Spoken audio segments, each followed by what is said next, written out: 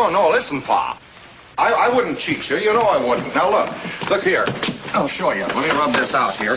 And now, 25 divided by 5 is 5. You see, 5 won't go into 2, will it? No.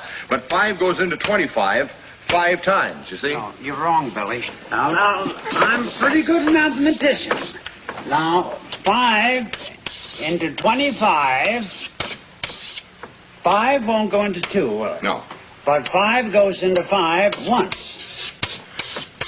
Now, we didn't use the 2 before, so we bring it down here. Now, 5 into 20 goes 4 times. There you are. 5 into 25, 14. No, look, Pa. Let me prove it to you now by multiplication. 5 times 5. 5 times 5 is 25. Really, I'm surprised you're learning. Huh? I'm surprised that you're learning. Now I'll show you. 5 times 14 is 25. 5 times 4 is 20. 5 times 1 is 5. 25. That's it. No, look, Ma. Look, you're wrong there because I'll prove it to you. We'll put down 5 14s here. 14.